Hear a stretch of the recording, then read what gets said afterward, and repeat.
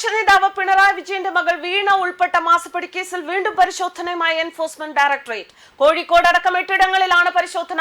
കേസിൽ 3-ാം തവണയാണ് ഇഡിയുടെ വ്യാപക റെയ്ഡ് നടക്കുന്നത്.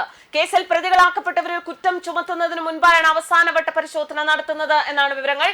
കോഴിക്കോട് തന്നെ 4 സംഘമാണ് പരിശോധന നടത്തുന്നത്. വീടുകളിലും സ്ഥാപനങ്ങളിലും പരിശോധന നടക്കുന്നു. വീണയ്ക്ക് നിക്ഷേപമുള്ള കമ്പനിയിലും റെയ്ഡ് നടക്കുന്നതായി വിവരങ്ങൾ. കോഴിക്കോട് ആസ്ഥാനമായ ലേക്കർ ഇന്ത്യ കോർപ്പ് എന്ന കമ്പനിയാണിത്. കമ്പനിയുമായി ബന്ധപ്പെട്ടവരുടെ വീടുകളിലും സ്ഥാപനങ്ങളിലും ഇഡി സംഘം എത്തിയതായി വിവരങ്ങൾ. മുൻമന്ത്രിയും വീണ വിജയന്റെ ഭർത്താവുമായ മുഹമ്മദ് റിയാസിന്റെ സുഹൃത്ത് നന്ദുലാലിന്റെ വീട്ടിലും റെയ്ഡ് നടക്കുന്നുണ്ട്.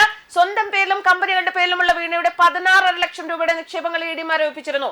ഇതിൽ ലേക്കർ ഇന്ത്യയുടെ 15.5 ലക്ഷവും ഉൾപ്പെടുന്നു. വീണയുടെ അക്കൗണ്ടിൽ 1.37 ലക്ഷവും എക്സാലോജിക്കിന്റെ അക്കൗണ്ടിൽ 27,585 രൂപയുമാണ് ഉണ്ടായിരുന്നത്. കേസിലെ 6-ാം പ്രതിയാണ് വീണ. മന്ത്രി മുഹമ്മദ് റിയാസിന്റെ അടുത്ത സുഹൃത്തും മുൻ DTPC കോർഡിനേറ്ററുമായ നന്ദുലാലിന്റെ വസതിയിലും ഇഡി സംഘം പരിശോധന നടത്തുന്നു.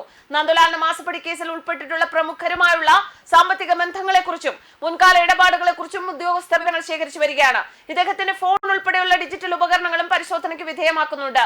ഡിവൈഎഫ്ഐ നേതാവ് നിഖിലിന്റെ വീട്ടിലും റെയ്ഡുണ്ട്. റിയാസിന്റെ കൂട്ടുകാരനാണ് നിഖിൽ. മാസപ്പടി കേസ് കുറ്റപത്രം സമർപ്പിക്കുന്നതിന് മുന്നോടിയായുള്ള അവസാനഘട്ട തെളിവെടുപ്പിന്റെ ഭാഗമായാണ് ഇപ്പോഴത്തെ റെയ്ഡുകൾ എന്നാണ് സൂചന. പ്രതികളാക്കപ്പെട്ടിട്ടുള്ള വ്യക്തികൾക്കും സ്ഥാപനങ്ങൾക്കും വിചാരണയ്ക്ക് മുന്നോടിയായി കൃത്യമായ ചാർജ് ഷീറ്റ് നൽകുന്നതിന് ശക്തമായ ഡിജിറ്റൽ സാമ്പത്തിക തെളിവുകൾ ആവശ്യമാണ്. അതിനുള്ള നിർണായക തെളിവുകൾ കണ്ടെത്തുക എന്ന ലക്ഷ്യം കൂടി ഇതിന് പിന്നിലുണ്ട്. KMML, KSIDC എന്നീ പൊതുമേഖലാ സ്ഥാപനങ്ങൾക്കും കരിമണൽ കമ്പനിയായ CMRL-നും ഇടയിൽ നടന്ന സാമ്പത്തിക ഇടപാടുകളിൽ വൻതോതിലുള്ള ക്രമക്കേടുകൾ നടന്നിട്ടുണ്ടെന്നാണ് ഇഡി കണ്ടെത്തിയത്. സേവനങ്ങൾ നൽകാതെ തന്നെ കോടിക്കണക്കിന് രൂപ കൈമാറ്റം ചെയ്യപ്പെട്ടു എന്നത് തന്നെയാണ് ഈ കേസിലെ പ്രധാന വിഷയം. ഇതിനോടകം തന്നെ CMRL അധികൃതരിൽ നിന്നും ബാങ്ക് അധികൃതരിൽ നിന്നും നിരവധി രേഖകൾ ഇഡി പിടിച്ചെടുത്തിട്ടുണ്ട്. മുൻപ് നടത്തിയ പരിശോധനകളിൽ ലഭിച്ച വിവരങ്ങളുടെയും മൊഴികളുടെ അടിസ്ഥാനത്തിലാണ് ഇപ്പോൾ പുതിയ വ്യക്തികളിലേക്കും സ്ഥാപനങ്ങളിലേക്കും അന്വേഷണം നീണ്ടിരിക്കുന്നത്. വിവിധ കമ്പനികളുടെ ഡയറക്ടർ ബോർഡ് അംഗങ്ങൾ, സാമ്പത്തിക ഇടപാടുകൾക്ക് മധ്യസ്ഥത വഹിച്ചവർ, മുൻകാലങ്ങളിൽ പ്രധാന സ്ഥാനങ്ങൾ വഹിച്ചവർ തുടങ്ങിയവരെല്ലാം ഇഡി നിരീക്ഷണത്തിലാണ്. ഇന്നത്തെ റെയ്ഡിൽ ലഭിക്കുന്ന രേഖകളുടെ അടിസ്ഥാനത്തിൽ വരും ദിവസങ്ങളിൽ കൂടുതൽ പേർക്ക് ചോദ്യം ചെയ്യലിന് ഹാജരാകാൻ നോട്ടീസ് ലഭിക്കുമെന്നാണ് വിവരങ്ങൾ. രാവിലെ മുതൽ ആരംഭിച്ച റെയ്ഡ് മണിക്കൂറുകളായി തുടരുന്നു. കേന്ദ്രസേനയുടെ കനത്ത സുരക്ഷയിലാണ് ഉദ്യോഗസ്ഥർ.